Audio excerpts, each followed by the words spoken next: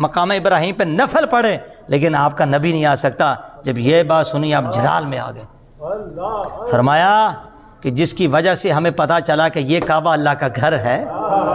کہو نا ذرا سبحان اللہ، جس نے ہمیں سکھایا کہ صفا مروہ اللہ کی نشانی ہے، کہ جہاں ہماری ماں نے چکر لگائے تھے، کہ جس نے اس حجر اسود کو بوسہ دیا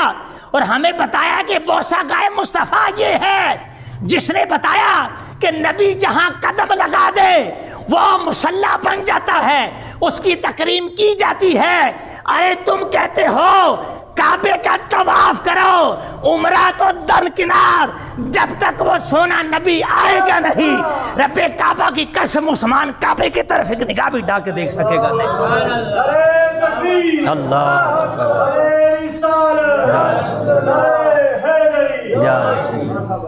فرمایا یہ ساری تکریم، یہ ساری تعظیم تو مصطفیٰ کی نسبت کی وجہ سے ہے، وہ نہیں ہے تو ہمارا حج اور عمرہ کیسا؟ اور لوگ آج کہتے ہیں وہاں نہیں جاؤ، استغفر اللہ۔ لوگ بس آخری بات کہ لا تجعلوا قبری وثنا، کہ میری قبر کو بت نہ بناؤ، تو اس کا معنی لکھا محدثین نے، اس کا معنی وہ نہیں جو تو سمجھا، یہ بت وہ والا نہیں ہے کہ بت کی تعریف جو سنتا نہیں دیکھتا نہیں، جو مدد نہیں کرتا۔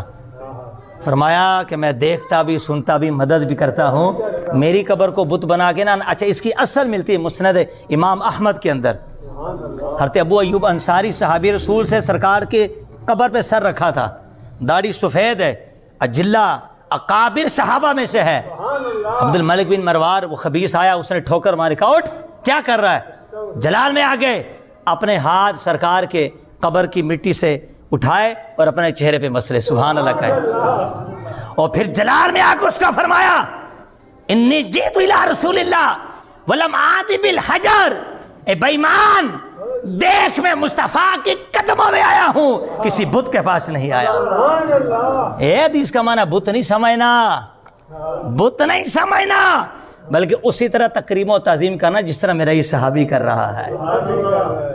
لیکن لوگوں نے مانا اس کا غلط بیان کر دیا، اور یہ قبروں پہ مزاروں پہ جانا، اس کی اصل بخاری شریف 4 مقام، مصنف عبدالرزاق کے اندر یہ حدیث پاک بالکل موجود ہے، اور اس حدیث کے جو راوی ہیں وہ بھی صحابی عقبہ بن عامر۔ آپ فرماتے ہیں نبی پاک علیہ السلام کی شان تھی کہ اب ہر سال کی جب وہ تاریخ آتی، احد کے صحابہ جس میں جب شہید ہوئے تھے، تو مصطفیٰ صحابہ کو لے کر وہاں جا کر ان کے لیے دعا فرماتے تھے، اور پھر سرکار نے جب دعا فرمائی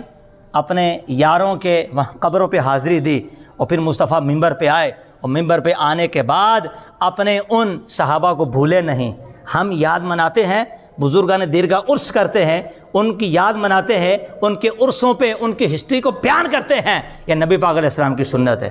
سرکار نے یہی کیا، غزوہ احد پہ جو صحابہ شہید ہوئے تھے ان کی قبروں پہ گئے، ہاتھ اٹھا کے ان کے لیے دعا کی، اور پھر واپس آئے، اور پھر ممبر سجا، اس پہ کھڑے ہوئے، آگے صحابہ کی جماعت ہے، اور حضور نے ان کی طرف رخ کر کے اپنا فرمایا کہ میں تمہارا سہارا ہوں، سبحان اللہ کہیے، میں تمہاری شفاعت کرنے والا ہوں، تمہارا سہارا میں، تمہارا گواہ میں، تمہاری شفاعت کرنے والا میں۔ اور پھر مصطفیٰ جلال میں آئے، فرمایا میں ابھی یہاں بیٹھ کر اپنا حوض کوثر دیکھ رہا ہوں، اور فرمایا اللہ نے زمین کے سارے خزانے کی کنجیاں مجھ مصطفیٰ کو عطا کر دی ہیں۔ تو یہ جو مزاروں پہ جا کے پھر علماء بیان کرتے ہیں نا، اس کی اصل یہ مصطفیٰ کی حدیث ملتی ہے۔ تو لوگ ہمیں کہتے ہیں سرکار کے روزے پہ نہ جاؤ، مصطفیٰ خود جا کے بتا رہے کہ جانا ہے۔ اندہ ذکر صالحین تنزل الرحمہ، نیک لوگوں کے ذکر کے وقت اللہ کی رحمتیں اترتی ہیں، اور جہاں وہ خود مدفون ہے وہاں کتنی رحمت اترتی ہوں گی۔ آمین بجاہ النبی الامین۔